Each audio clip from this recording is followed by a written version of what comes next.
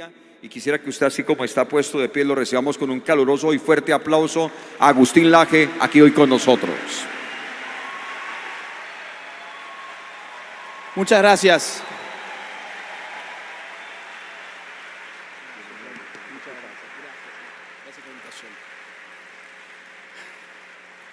Muy buenas noches a todos. Muchas gracias por tan lindo recibimiento. Gracias por interesarse en esta conferencia y haber dispuesto de su tiempo para pasar este rato con nosotros. Muchísimas gracias de todo corazón. Gracias también a la iglesia que hoy me invita y al candidato John Milton, ¿sí?, que es el anfitrión. Así que muchísimas gracias también a él. Vengo a una gira en Colombia en un momento político crucial, no solamente para este país, sino para toda América Latina. Lo que pasa en Colombia no está al margen de procesos políticos regionales, y parte de eso es lo que me gustaría compartir hoy con ustedes. He estado, como recién dijo John Milton, en Bogotá, en la Filbo. Fueron los eventos más grandes de la Filbo. El sábado me dieron un auditorio para 200 personas y fueron 1.800 personas. Al día siguiente, el domingo, que teníamos un auditorio también para 200 personas, decidieron de último momento dar el de 1.000 personas porque dijeron, bueno, ya está, no nos hagamos los tontos. Es decir, la gente va a llegar, y llegaron 1.000 personas más. Ahora bien, no salió una sola publicación en la Filbo de ninguno de los dos eventos, a pesar de que fueron los más grandes de toda la feria. Salieron publicaciones y videos y reels y fotos y flyers, imágenes de todos los demás autores, pero de los dos eventos más grandes ni una. Adivinen por qué será, ¿no? De allá, de Bogotá, me fui a Medellín. Estuve 2 días dando conferencias. Hoy llegué acá a Cali. Tuvimos una muy linda conferencia esta mañana con chicos de la escuela también que vinieron, los jóvenes, muy interesante. Mañana me espera Barranquilla. Después sigo a Pereira. Después a Bucaramanga. Y después a seguir a otros países. Así que estoy contento de poder compartir esta noche acá en Cali con ustedes. Y vamos a hablar del riesgo. Vamos a hablar del riesgo. Si los amigos de la técnica me ayudan, por favor, con la presentación, se los agradeceré mucho. Colombia hoy está en riesgo. Quiero que analicemos de qué se trata el riesgo. No, chicos, esa no es. Hoy ya tuvimos un problema grave con la técnica. Por favor, la del riesgo.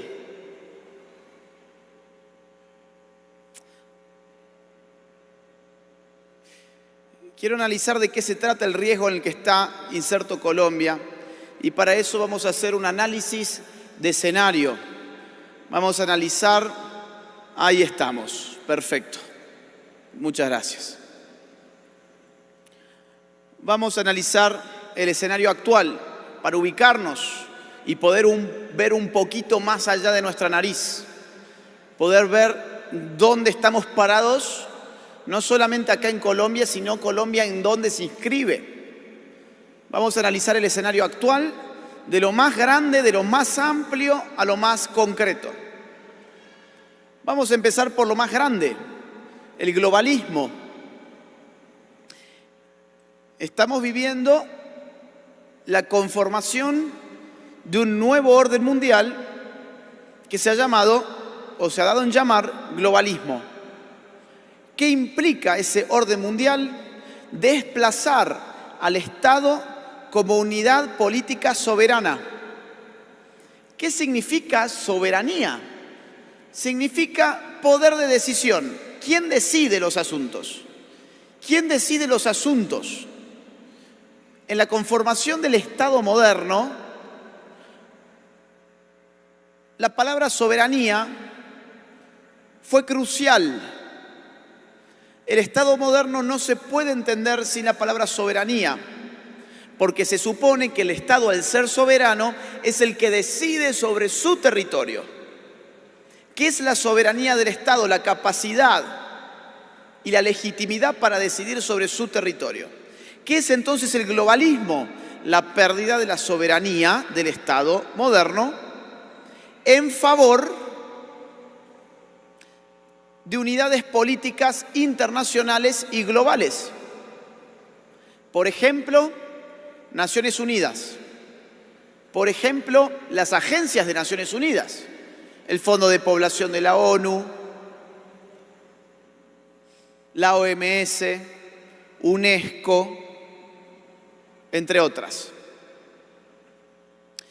El globalismo, que implica el poder de organismos internacionales sobre los estados, constituye una agenda muy concreta de diversas causas. Estas son unas de las más actuales y rimbombantes. La agenda feminista no es una agenda colombiana, es una agenda global. La agenda abortista no es una agenda colombiana de la Corte Suprema o del Tribunal Constitucional, como le dicen ustedes. Es una agenda global, al mismo tiempo en todos los países, ordenada en el año 1994 por Naciones Unidas en la Conferencia sobre Población y Desarrollo en El Cairo. Naciones Unidas en esa oportunidad le dijo a todos los estados que debían legalizar, entre otras cosas, el aborto a más tardar para el año 2015. Y hoy estamos enfrentando la Agenda 2030, que pide aborto en por lo menos 3 de sus 17 objetivos. La agenda LGBT y la agenda de la ideología de género no es una agenda colombiana, es una agenda global. Atraviesa al mismo tiempo a todos los países. La agenda de la migración descontrolada. Bueno, esta agenda afecta a determinados países, sobre todo europeos, que deben recibir migración de otras civilizaciones que no tienen nada que ver con las suyas y que están modificando a esos pueblos. Estas agendas, lejos de minimizarse durante la pandemia, se maximizaron. Hubo muchos que pensaron que llegada la pandemia ya no iba a haber tiempo para estas tonteras. ¿Se acuerdan ustedes? Bueno, ahora que estamos en la pandemia, nadie va a querer venir a molestar con el tema del lenguaje inclusivo. ¿Qué van a recopilar los datos sobre los muertos según la autopercepción del muerto?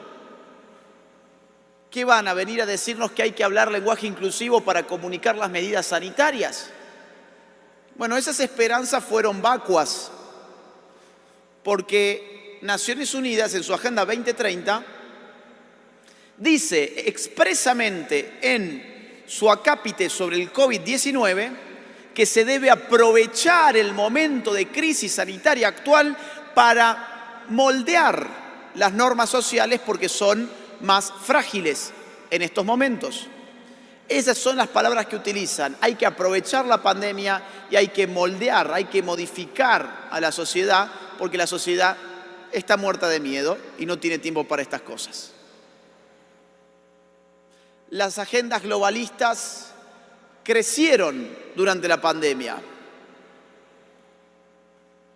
y enmarcan la situación actual.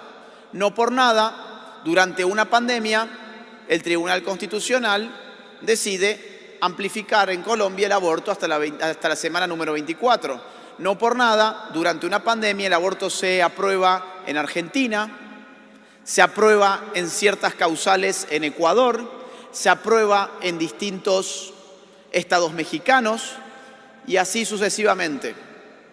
La agenda globalista está avanzando en este contexto. A nivel regional, estamos viviendo la segunda ola del socialismo del siglo XXI. ¿Por qué la segunda ola? Porque la primera ola ya pasó. ¿Cuándo se formó la primera ola del socialismo del siglo XXI? En el año 1990, en lo que fue la conformación del Foro de Sao Paulo. ¿Qué fue el Foro de Sao Paulo? una estructura regional creada por Fidel Castro y Lula da Silva cuando advirtieron correctamente que se les desmoronaba su apoyo internacional ubicado en la Unión Soviética. Claro, en el 89 se les había caído el muro. Y en el 91 se terminó de desplomar la Unión Soviética. Y fueron inteligentes.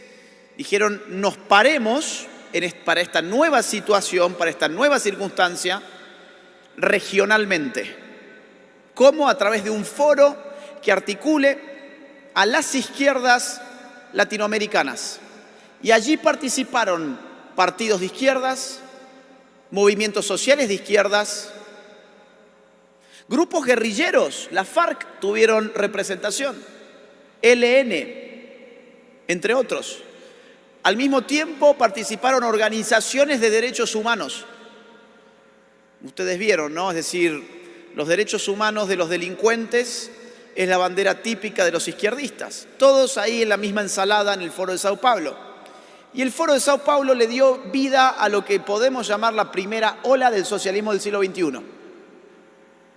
Esa primera ola dio muchos presidentes. Vamos a ver, hagamos un raconto. Chávez y su sucesor, Maduro. Lula, Dilma en Brasil. Pepe Mujica, Tabaré Vázquez en Uruguay. Rafael Correa en Ecuador. Daniel Ortega, Nicaragua. Néstor y Cristina Kirchner, vinculados también al foro en Argentina. Lugo en Paraguay. Bachelet en Chile. Muchos presidentes surgieron del foro. Esa fue la primera ola del socialismo del siglo XXI. Pero hacia mediados de la década anterior, o sea, hacia el año 2015, podemos encontrar un desgaste del foro, un desgaste del socialismo del siglo XXI. A partir del año 2015 y un poquito antes también, empiezan a suceder una serie de cosas que a la región le dan a pensar de que el socialismo del siglo XXI es un proyecto acabado. Se muere Fidel Castro, se ha muerto Chávez, ya nadie puede reivindicar Venezuela como un gobierno deseable. Lula termina preso por corrupto. Bolsonaro gana las elecciones en Brasil. El piñerismo gana las elecciones en Chile. Macri gana las elecciones en Argentina. Lenín Moreno, que es el candidato de Rafael Correa en Ecuador, sube al poder y traiciona a su mentor. Y Rafael Correa tiene que escapar hacia Bélgica porque si no caerá preso por corrupción también. Donald Trump llega a los Estados Unidos en el 2016.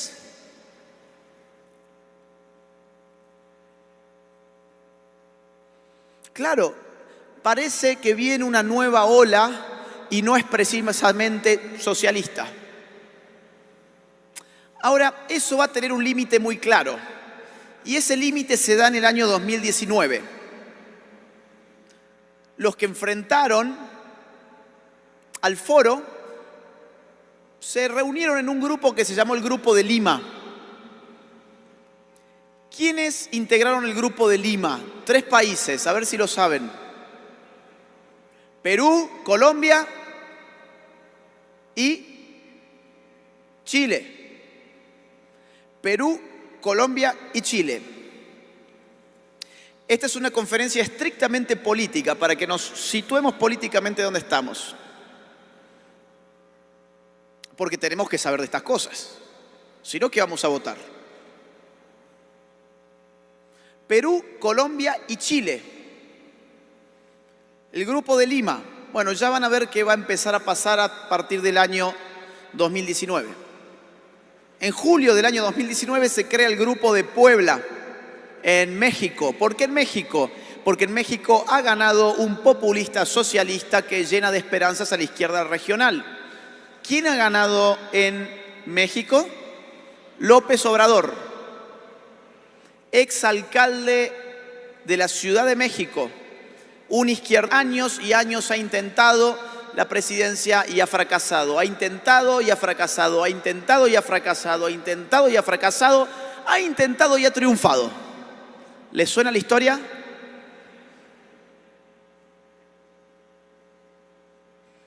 Esto llena de esperanzas. El epicentro del socialismo del siglo XXI ya no será Sao Paulo, será Puebla.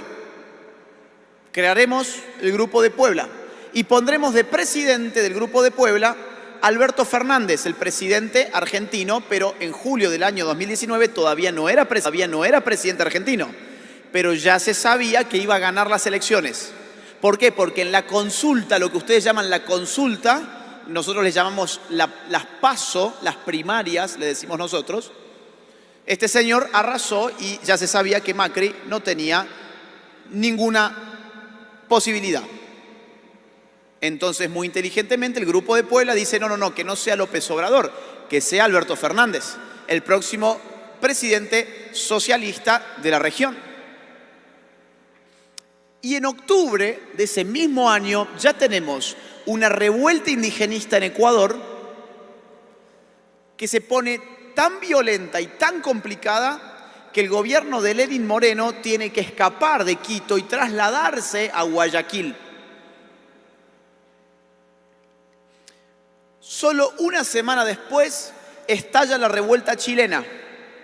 Por 4 centavos de aumento al boleto del metro, Santiago se prende fuego y las ciudades en general se prende fuego también. Y los insurrectos ven que el presidente Piñera empieza a mostrar debilidad. ¿Qué es débil? Debilidad, muestra debilidad.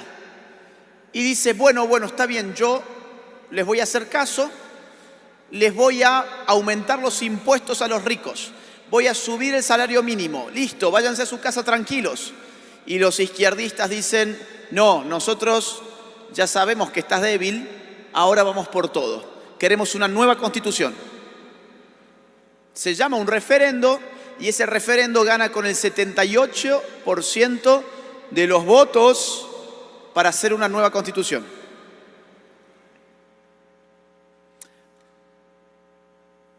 En noviembre del año 2019, las revueltas estallan en Colombia.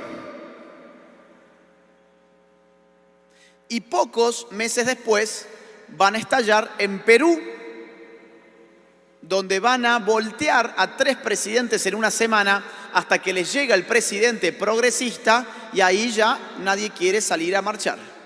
Se terminó la revolución, se terminó la revuelta, ya tenemos al progresista que nosotros queríamos. Otra vez, ¿cuáles eran los países del Grupo de Lima que enfrentaron al Foro de Sao Paulo?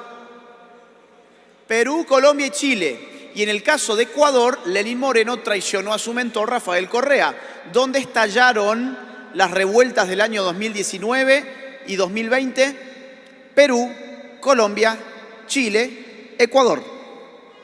No en Argentina, donde tenemos hoy una inflación del 80%.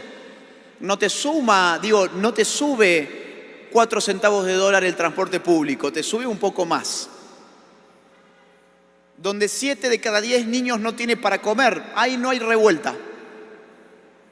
Donde los trabajos se perdieron sistemáticamente durante una cuarentena cavernícola que se impuso con la excusa de la pandemia. Ahí no hay revuelta. ¿Dónde hubo revuelta? En Colombia, Perú, Chile y Ecuador.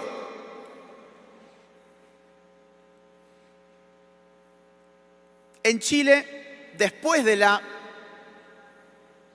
nueva constitución, gana a su vez un candidato comunista llamado Boric. En Perú, gana en segunda vuelta un candidato maoísta vinculado a la guerrilla de Sendero Luminoso llamado Pedro Castillo. Y en Colombia ese partido se está jugando ahora mismo. Hoy, esto no me está funcionando, amigos, Si podemos pasar a la siguiente y ver qué le pasa a esto.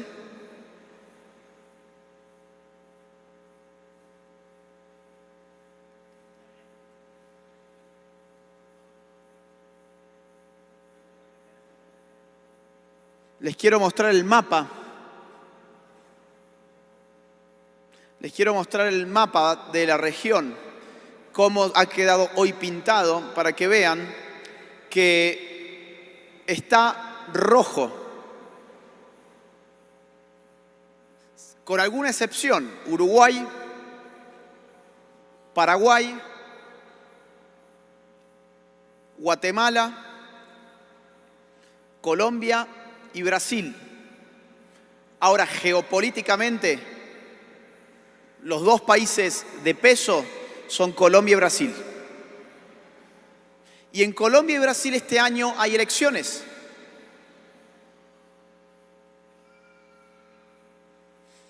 Y las cosas están complicadas en ambos escenarios. En Brasil, la justicia liberó a Lula da Silva. Lula da Silva es el único personaje que en Brasil le puede hacer frente a Bolsonaro. Y ya está Lula da Silva militando no solamente dentro de Brasil su campaña, sino fuera de Brasil también. Se ha paseado por Argentina, se ha paseado por México, y uno podría preguntarse, ¿qué hace un candidato a la presidencia que debería estar en su terreno tratando de convencer a los suyos de que los voten? Dando vueltas por México, por Argentina. ¿Qué ha pasado? Bueno, evidentemente la contención económica y política que se brinda a la izquierda a un nivel internacional es impresionante. Quiero saber, chicos, si vamos a poder arreglar el tema técnico o no, porque yo tengo que saber cómo sigo. Quiero saber si voy a poder mostrarle al público la imagen. O si alguien, digamos, puede mover algo acá, por lo menos, porque no veo que nadie esté intentando nada.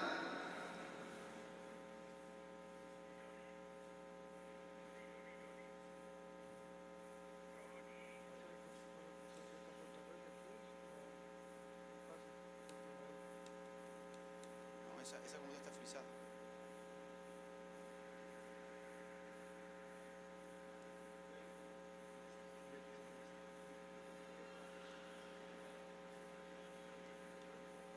Ahí estamos, a ver, tócala de nuevo para ver si vuelve o si vamos a ir teniendo esos problemas. Ok, Yo me bien. quedo acá, yo lo manejo. ¿Sí? ¿Con esto no se puede? Parece que sí está funcionando. ¿Ya? Ok, bueno, vamos a seguir. Este es el mapa que yo les mencionaba. ¿Sí? Acá tienen los ejemplos que les había dado recién. Y hoy, ¿dónde se está jugando esto? Se está jugando en Colombia. ¿Cuál es la índole del riesgo? ¿Cuál es el riesgo? Porque nos hablan de todos lados que hay acá un riesgo. Vamos a discutir el riesgo colombiano. Ya hicimos el análisis global, el análisis regional. Ahora, ¿cuál es la índole del riesgo aquí en Colombia tal como hoy está presentada la situación política? Primero que nada, el riesgo en Colombia es que hay una conjunción en una candidatura entre lo que podemos llamar una vieja izquierda y una nueva izquierda. Esa conjunción está dada por estas dos figuras. Petro es una figura de vieja izquierda y la señora Márquez es claramente la representante más cabal de la nueva izquierda colombiana. Interseccionalidad, racismo, género, aborto, feminismo, LGBT, todo confluye en una misma persona. Y del otro lado, ¿qué tenemos? Petro, expropiación, que ahora le llama democratización. No, yo no me voy, yo voy a comprar la empresa. Y si no te la quiero vender, ¿qué pasa? Más impuestos, más gasto público, más intervención del Estado, más regulación de la economía, más represión económica, cerrar negocios, cerrar empresas, hacer quebrar empresas, expropiar. Esa es la índole del riesgo en Colombia, que hay una conjunción entre nueva izquierda y vieja izquierda que en otros lugares no necesariamente es así. Por ejemplo, en Perú. En Perú, Castillo es una figura de vieja izquierda. Pero acá está clarísima que, digamos, en esta candidatura del pacto está lo peor de la vieja izquierda y lo peor de la nueva izquierda en un mismo proyecto político. La segunda índole del riesgo, yo les diría, es la eternización. Claro, este modelo de política consiste en subir por una escalera y arrojar la escalera para que nadie más pueda volver a subir. Fíjense que los proyectos políticos del socialismo del siglo XXI no se conforman con una o dos candidaturas, con uno o dos periodos. Siempre hacen todo lo posible para mantenerse de una u otra forma en el poder. Ejemplos. No voy a darles todos los ejemplos porque esto sería muy largo, pero ejemplos. El matrimonio Kirchner. Ellos elaboraron una estrategia muy curiosa, dinástica, diría yo, monárquica, donde se iban pasando un periodo cada uno el poder. ¿Hasta qué pasó? Se murió Néstor Kirchner. Se le complicó a Cristina porque tuvo su primer periodo, tuvo su segundo periodo, pero después no le alcanzaban los votos, no le alcanzaba la relación de fuerzas en el Congreso para modificar la Constitución. Puso a un títere suyo llamado Scioli que perdió las elecciones contra Macri. No obstante lo cual, este fue el gobierno más largo de la historia argentina. 12 años ininterrumpidos en el poder y ahora han vuelto 4 años más. ¿Qué les quiero decir con esto? No te lo sacás más de encima. Cuando los argentinos pensaban que esto ya era historia pasada, resulta que de un momento a otro tenemos de nuevo a Cristina Kirchner manejando el poder ejecutivo, en calidad de vicepresidente, pero ella es la que realmente está moviendo lo fundamental. Evo Morales. La primera presidencia de Evo Morales fue en el año 2006.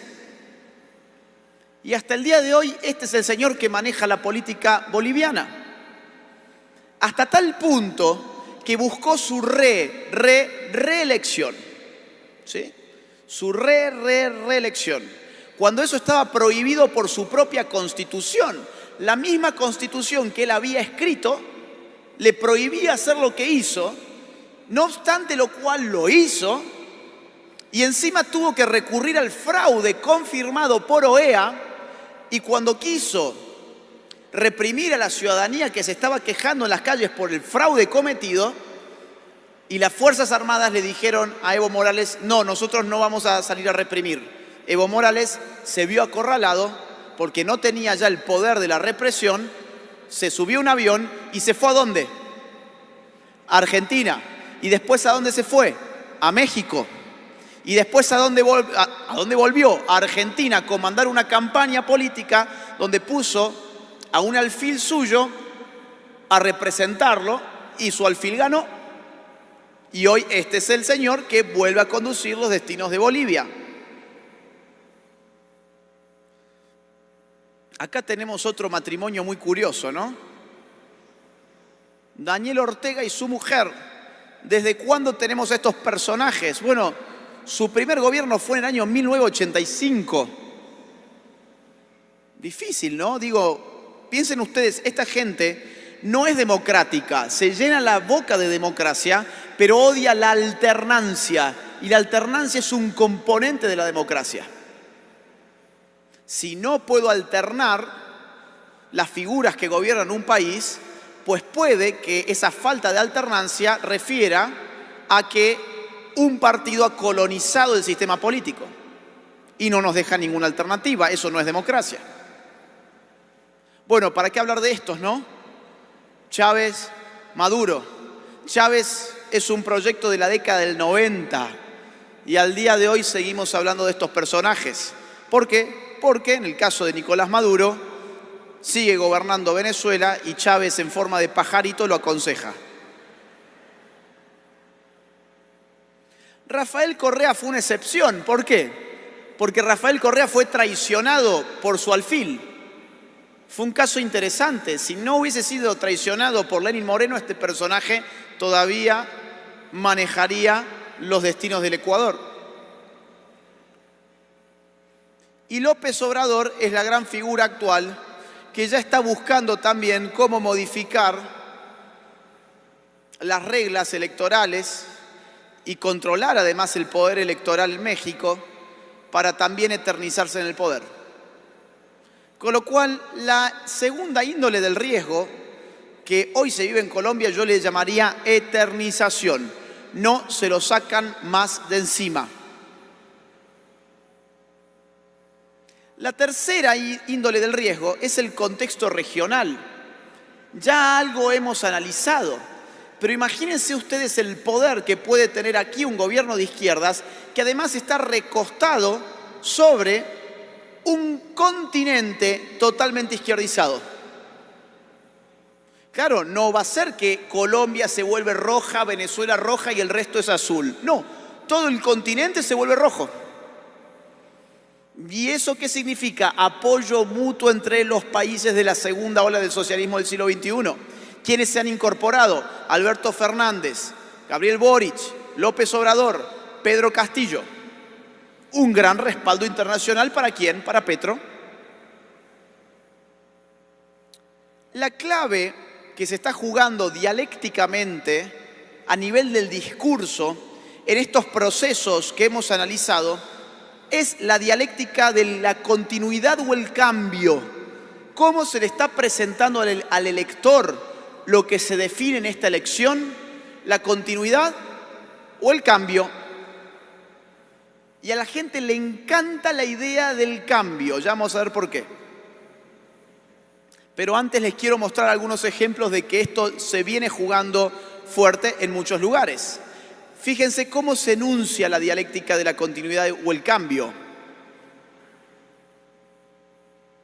A 8 días la decisión es cambio con Petro o continuidad con Duque. Ya se estaba intentando manejar esa dialéctica en las elecciones pasadas. ¿Cuál es la continuidad? Duque. ¿Cuál es el cambio? Petro. Hoy, ¿quién es la continuidad? Bueno, te dicen ellos, a quien ellos también han escogido como dialéctica de Petro, Fico. ¿Quién es el cambio? Petro.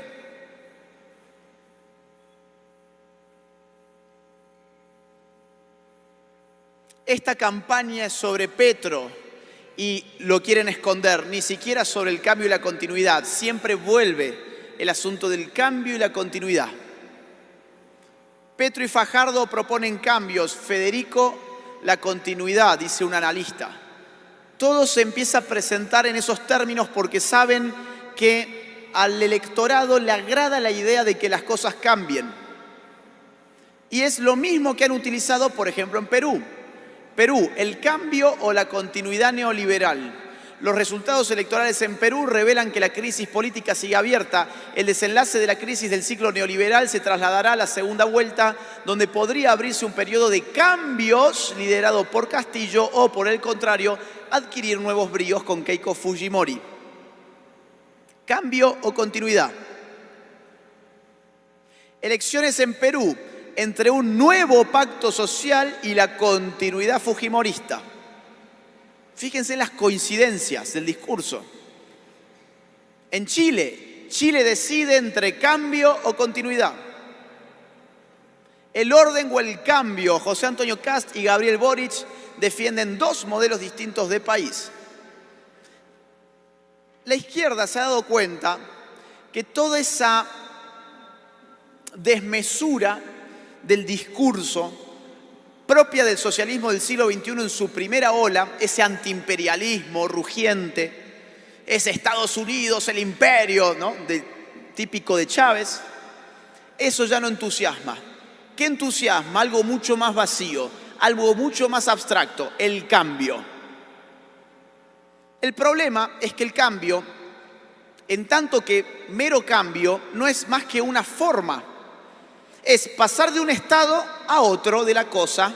¿Qué es el cambio? Pasar de un estado a otro. Pero la pregunta es, ¿y cuál es el contenido de cada estado? ¿Cuál es el contenido del cambio? Nadie se hace esa pregunta. Porque, por ejemplo, enfermarme es cambiar. Yo cambié mi estado de salud a un estado de enfermedad. Empobrecerme es cambiar. Cambié un estado de más o menos algún ingreso a un estado de ningún ingreso.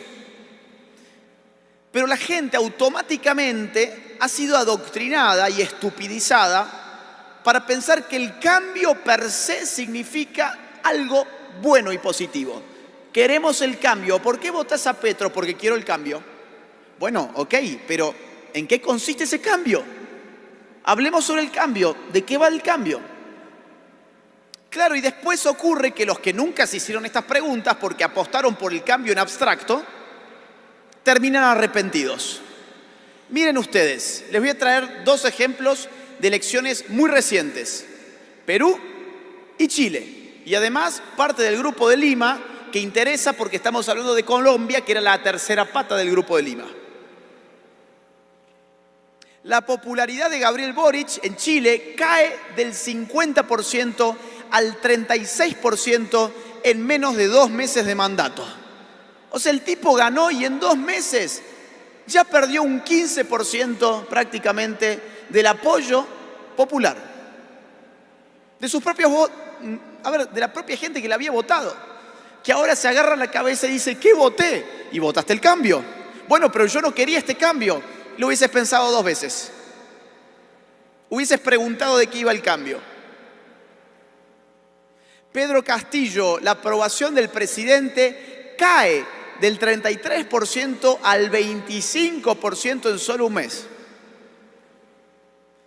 Desaprobación de peruanos al presidente de Perú, Pedro Castillo, subió al 76%. Claro, entre ellos están las personas que votaron a Castillo y que ahora están arrepentidos. Pero ya es tarde para arrepentirse, el mal ya estuvo hecho. Te hubieses preguntado antes por qué votabas al cambio en abstracto y no te preguntabas por el contenido del cambio.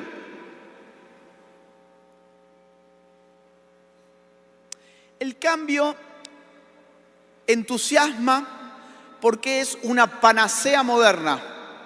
El cambio entusiasma porque estructura nuestra vida moderna.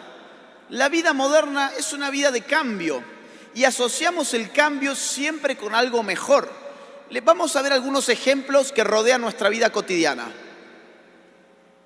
iPhone. Claro, acá tengo una gráfica de todos los iPhones, ¿sí? Desde el año 2007 al año 2019. Cada cambio de iPhone ha mejorado el equipo, ¿no? Le han agregado hasta 3 cámaras. Cada cambio de iPhone supone que es mejor que el anterior. Cada nuevo producto de iPhone supone que es mejor que el anterior. Por lo tanto, uno está acostumbrado a pensar en clave tecnológica que lo más nuevo es mejor que lo más viejo. Esta forma de pensar, que puede aplicarse relativamente al ámbito de lo tecnológico, no se puede aplicar al ámbito de lo político, ni de lo ético, ni de lo artístico. Basta comparar una obra de arte del Renacimiento del siglo XVI con una obra de arte contemporánea para darse cuenta de lo que estoy hablando. No todo cambio es una mejora. O basta comparar, por ejemplo, no sé, supónganse, vamos a hacer un ejercicio. Yo tengo 2 celulares atrás de mi espalda. Les voy a regalar uno. Y ustedes tienen un solo dato. No lo están mirando el celular, pero tienen un dato. Que un celular es del año 2022 y el otro celular es del año 2006. ¿Qué celular eligen? Seamos sinceros, el del año 2022. Porque suponemos que lo más nuevo es mejor que lo más viejo en el ámbito de la tecnología. Ahora, si yo tengo 2 libros atrás de mi espalda y les digo, uno es del año 2022 y el otro es del siglo IV, III antes de Cristo, ¿qué eligen? Ya no está tan claro. Quizás el libro del año 2022 que yo les voy a dar es de esos libros que te dicen cómo hacerte rico en 5 minutos, que es una porquería total. Una estafa. Y quizás el otro libro era La metafísica de Aristóteles, una joya filosófica. Entonces, no es cierto que en el ámbito de las ideas, todo cambio sea mejor, todo lo nuevo sea mejor que lo anterior. Otro ejemplo interesante es el del sistema de la moda. El sistema de la moda está basado en el recambio acelerado. ¿El recambio de qué? De los signos. Lo nuevo es lo que quiero. Necesito remodelar mi vestuario para estar a la moda. La moda siempre es lo nuevo. La moda siempre es el cambio. Necesito cambiar la moda para que el sistema de la moda tenga sentido. Tanto así que incluso cuando la moda vuelve hacia lo viejo, lo renueva. La moda siempre es lo nuevo y en el mundo de la moda que caracteriza a las sociedades modernas, el cambio está visto positivamente. El mundo de la información. Vivimos, diría Byung-Chul Han, una infocracia. Nuestro sistema político y económico hoy se basa en la información. Y no hay nada más volátil que la información. La información necesita cambiar permanentemente. La noticia de ayer ya no me vale para hoy. ¿Ya cambió? No hay nada más triste que una noticia desfasada en el tiempo. ¿Por qué? Porque ya no se convierte en información, sino en historia. En Argentina, ¿saben con qué prendemos el fuego para los asados? En Argentina nos gusta mucho hacer asados. ¿Saben con qué hacemos el fuego? Con los diarios viejos, que no tienen ningún valor. No con los libros, sino con los diarios viejos. ¿Por qué no tienen ningún valor? Y porque son noticias viejas, ya no tienen valor de información. La información es un cambio permanente. Valoramos la información cuando es actual, cuando es nueva, cuando es reciente. Fíjense entonces cómo el mundo moderno y todas las dimensiones de nuestra experiencia moderna están atravesadas por el cambio. ¿Y por qué es importante de entender esto? Porque de ahí proviene ese gusto por el cambio también en la política. Por eso la llave política hoy es quién representa el cambio. O por ejemplo, piensen ustedes en los trabajos. En los trabajos ya no es muy importante la experiencia, es mucho más importante la creatividad. Lo que quieren los empresarios de sus empleados empieza a ser la creatividad, o sea, el cambio, lo nuevo, la innovación. La experiencia en muchos trabajos incluso está mal vista. Yo tengo experiencia en Word 97. Bueno, sí, pero ya pasamos Word 97 hace un buen tiempo. No me importa, es más, habla mal de vos. Te quedaste en el pasado. En el mundo del trabajo postindustrial, el valor más preciado es el de la creatividad, o sea que en el mundo económico también el cambio es lo que se valora. Por eso, nuestro ethos moderno, nuestra ética moderna, valora lo que cambia. Y la fórmula política que se hace de la palabra cambio es la fórmula política que parece tener éxito en nuestros países. La derecha se encuentra en este momento en una encrucijada. ¿Por qué? Porque sus discursos tradicionales ya no cuajan como antes. Pensemos en el discurso de la seguridad. La legitimidad de la derecha, o mejor dicho, del centro derecha colombiano, pasó durante mucho tiempo por la seguridad. ¿Por qué queremos a la centro derecha? Porque combate a la FARC. Está clarísimo que no queremos a las izquierdas, porque las izquierdas ponen bombas, secuestran, disparan, matan, hieren, mutilan. Esta foto no es muy vieja, Es decir, tiene sus años, pero ese era el momento donde era clarísimo. ¿Por qué hay que votar a la centro derecha en Colombia? Porque es la que combate a las FARC. La centro derecha no necesitaba hacer batalla cultural, daba batalla armada, ya está. Las balas se escuchaban, las bombas explotaban, la sangre corría. No hacía falta ganarse la universidad, los medios, el periodismo, las cátedras, los colegios. Ya está ahí, está a la vista. ¿Qué te voy a enseñar? Si estás mirándolo, estás olfateándolo, estás escuchándolo. No hagamos batalla cultural. Ahora, esto ya no se puede dar. ¿Por qué? Bueno, por un señor llamado Santos, que pactó con el terrorismo en este país y que los incorporó al sistema político. Entonces, seguir pensando que todo el proyecto de derechas puede seguir girando en torno al tema de la seguridad, únicamente de la seguridad, es algo naif, es algo sin sustento real, presente, no representa hoy en el listado de prioridades, yo creo, no es un punto con el cual hoy puedas ganar una elección.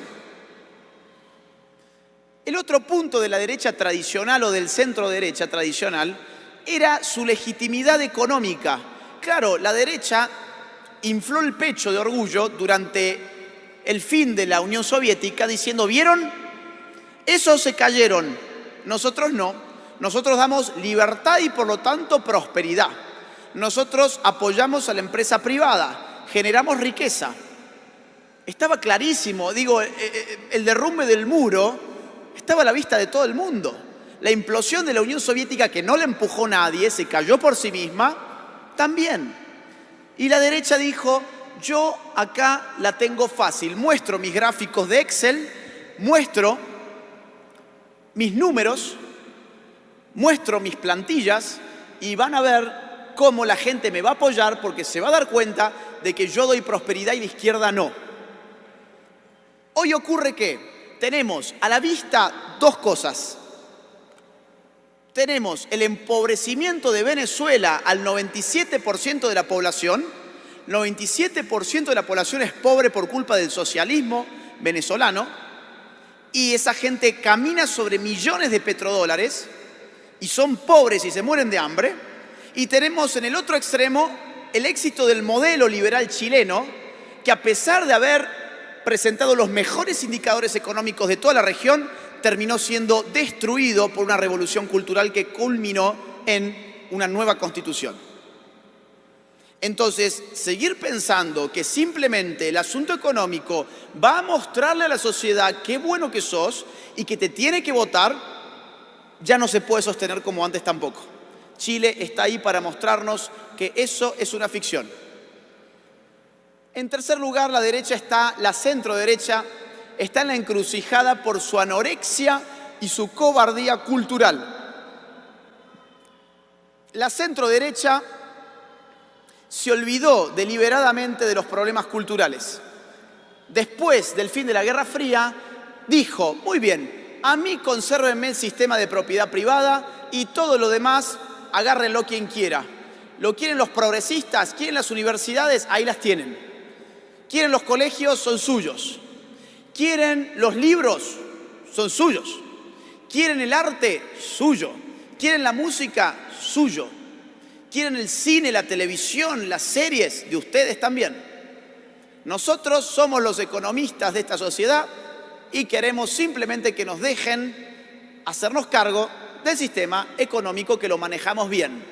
Ahora esta gente no se dio cuenta que por medio de la batalla cultural les podían terminar derrocando incluso su preciado sistema económico.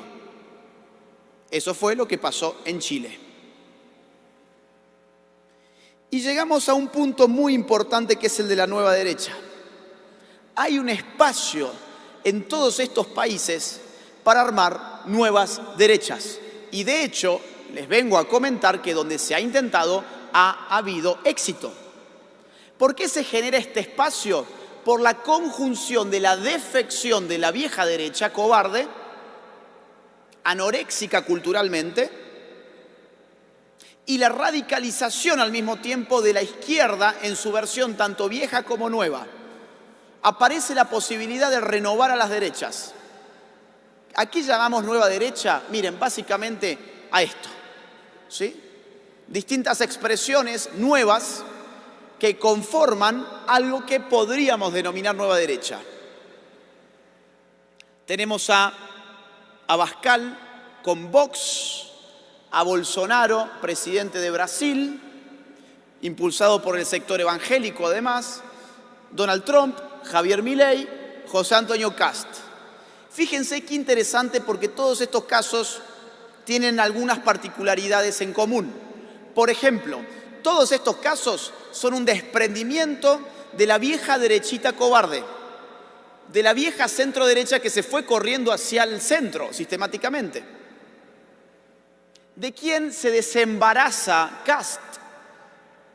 ¿De quién se desembaraza Kast en la primera vuelta? De Piñera. O sea, del centro derecha tradicional chileno representado por Piñera. Kast en primera vuelta puede decir: yo soy el cambio. En la segunda vuelta él se acercó al piñerismo, cosa que muchos leen como un error porque se encuadró dentro de la continuidad. Javier Milei, ¿de quién se desembaraza? ¿De quién se distancia? Bueno, del macrismo y de lo que se llama Juntos por el Cambio en Argentina. Javier Milei dice: no, yo no soy eso, esos son zurdos, tanto como los kirchneristas. Yo soy el cambio. Nadie puede decir que Javier Milei no sea un cambio en Argentina. Donald Trump, ¿de quién se desembaraza Donald Trump? Del establishment del partido de los republicanos. A tal punto que Donald Trump crea una nueva fuerza dentro del partido republicano llamado MAGA. ¿De quién se separa Vox? ¿De quién se distancia, se desembaraza? Del PP, el Partido Popular, la vieja centroderecha cobarde española, que le compró todo el paquete progresista a las izquierdas españolas. Y Vox dice: nosotros no somos como esos. Nosotros somos una derecha con orgullo, de verdad, con la frente en alto. Esos son progres, son antipatria, venden a España al mejor postor. Y Vox aparece como algo nuevo, Trump aparece como algo nuevo, Milei aparece como algo nuevo, Bolsonaro aparece como algo nuevo, Kast en la primera vuelta aparece como algo nuevo. Estas nuevas derechas, además, tienen otras cosas en común. Y es que se han hecho en relativamente poco tiempo y han tenido un éxito descomunal. Vamos a ver, miren. Vox, España. ¿En cuánto tiempo se hizo Vox? Bueno, en solo 5 años Vox ya se convirtió en la tercera fuerza nacional en España y hoy en las encuestas le pisa los talones al PSOE, al partido gobernante. Solo 5 años. Es muy poco en política. El partido republicano del señor Kast se hizo en 1 año. Y ganó Kast la primera vuelta de las elecciones presidenciales chilenas. En 1 año. No aparecía en las encuestas y de golpe las últimas semanas las lideró y ganó la primera vuelta. Milei en 1 año y un poco menos también armó un partido político llamado La Libertad Avanza y se convirtió en la tercera fuerza en la capital federal argentina. Es diputado nacional y hoy es la figura presidenciable que mejor mide las encuestas de cara al año próximo que tenemos elecciones presidenciales en mi país. Donald Trump armó su propia corriente dentro del Partido Republicano. Todos se le morían de la risa en el año 2015 pensando que era un iluso por querer ganar la interna. Ganó la interna, todos se morían de la risa pensando que no le iba a ganar a Hillary Clinton. Le ganó a Hillary Clinton y después lo tumbó no el demente de Biden, sino una pandemia. Entonces, Bolsonaro, con el apoyo de la iglesia evangélica, su campaña derrotó al establishment en Brasil. Entonces, fíjense que no es imposible. La izquierda ha metido en la cabeza a la gente de que para evitar, no la izquierda, sino todo el sistema político, le ha metido en la cabeza a la gente de que para evitar a la izquierda había que votar al centro. ¿Qué es el centro? El centro es el signo de la cobardía política. ¿Qué es el centro? El centro es aquel que dice: bueno, tomo un poquito de la derecha y tomo un poquito de la izquierda, así me gano todos. Tomo de la derecha que no voy a molestar a los dueños de las empresas, voy a respetar la propiedad privada, y tomo de la izquierda toda su agenda cultural. Eso es el centro. Aborto, género, LGBT, ataque a la familia, feminismo, ambientalismo. El centro toma toda esa agenda de la izquierda y toma de la derecha su promesa de respetar la propiedad privada. ¿La izquierda qué es? La izquierda dice, no, yo tengo intenciones de controlar la economía y además vengo con todo este paquete cultural encima. ¿Y la derecha qué es? La derecha dice, yo voy a respetar la libertad de empresa, la propiedad privada, pero además voy a defender la vida, la familia, la libertad. Voy a defender todos esos valores que hoy están siendo pisoteados. Pero a nosotros se nos convenció que para salvarnos de la izquierda teníamos que votar al centro. Y así vinieron los Macri a Argentina. Y Macri terminó devolviéndonos a los Kirchner, con alfombra roja entraron. Y así llegó Piñera de nuevo a Chile. ¿Y qué provocó Piñera? Una nueva constitución, la victoria de Boric. Y así el centrismo bien pensante peruano le tendió una alfombra roja a un maoísta llamado Pedro Castillo. Y así el centrista de Duque aquí le tendió también su alfombra roja a lo que está pasando hoy. ¿Por qué? Porque cuando ganó las elecciones anteriores, nadie pensó que el comunismo podía ser un riesgo este año.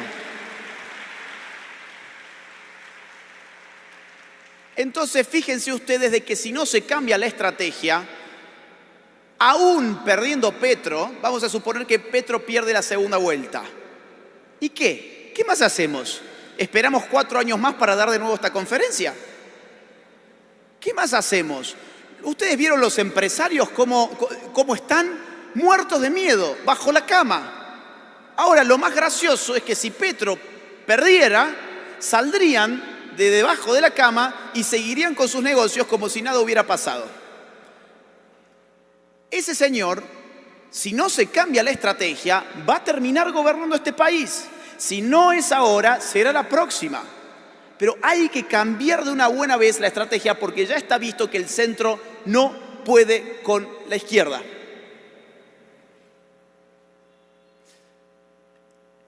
Entonces, ¿de qué va la estrategia? De pensar en plazos. Tenemos que pensar en plazos. Lo que yo les mencioné recién, evidentemente, es a mediano y largo plazo. Armar una fuerza política no es una cosa que se hace en un día. Lo curioso es que uno tiene que explicar estas cosas cuando está en momento electoral. Y el momento electoral realmente no es un momento de construcción de largo plazo. El momento electoral es de corto plazo absoluto. Es ¿qué hago mañana con mi campaña? ¿Qué hago con lo que tengo ya? La pregunta por el mediano y el largo plazo se debería hacer después del día D, después de que la campaña pasa. Ese es el momento de construcción. Pero al corto plazo, que a la gente le interesa mucho, y tenemos que hablar de eso, yo diría que una buena forma de ponerlo es la siguiente. La ciencia política, y ya voy cerrando, la ciencia política habla de 2 tipos de votos. Se utilizan 2 categorías de voto. El voto expresivo es aquel voto que uno da porque cree en ese proyecto. Uno da porque el candidato lo representa, porque coincide con sus ideas, con su forma de ver el mundo, con sus valores, con sus creencias. El voto expresivo es un voto, digamos así, de representación cabal. El voto expresivo es esto, ¿no? Es decir, ¿quién representa lo que yo creo, lo que yo quiero, lo que yo deseo para este país? Doy ese voto a esa persona. Ese es el voto expresivo.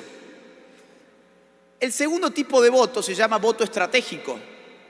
Y es el voto que yo no doy porque a mí me guste un candidato. Yo lo doy para generar un efecto determinado en los resultados de las elecciones. Por ejemplo, porque doy un voto para que no gane otro candidato. Eso es un ejemplo de voto estratégico. O por ejemplo, para complicar o agrietar una interna. Fíjense que muchos conservadores han votado, por ejemplo, por Francia Márquez en la consulta. Eso fue un voto estratégico, muy poco estratégico, por cierto, pero ahí va. Porque ellos pensaban que si le inflaban a Francia Márquez, desinflaban a Petro. Y ahora, por ejemplo, la campaña de Fico es vote estratégicamente, no vote expresivamente, vote estratégicamente porque si no va a ganar Petro. Lo cierto es que en la primera vuelta hay lugar para el voto expresivo. ¿Por qué? Porque ninguno va a poder ganar en la primera vuelta la presidencia colombiana. Se necesita mucho para ganar la presidencia, 50 más 1.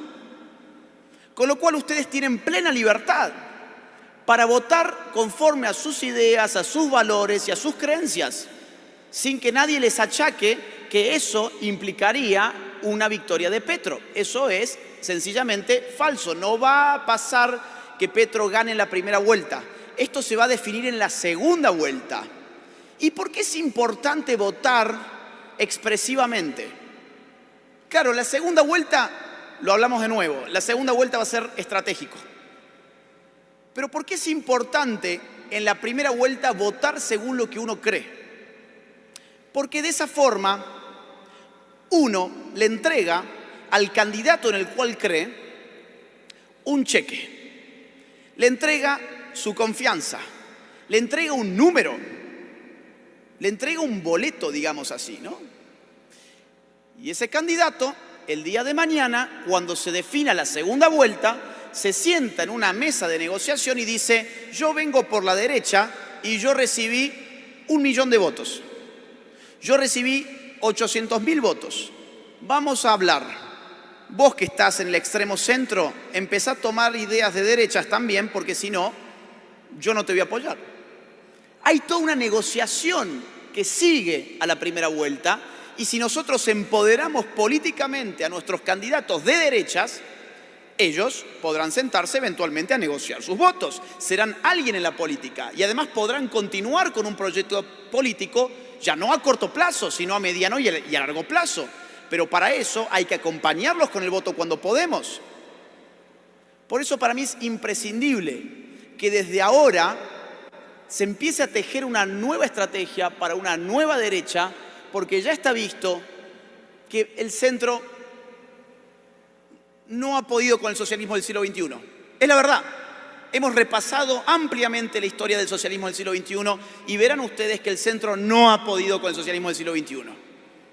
Entonces, o cambiamos la estrategia o veremos América Latina teñida por completa de rojo. Y si no es ahora, será en 4 años. Yo espero que en Colombia puedan ustedes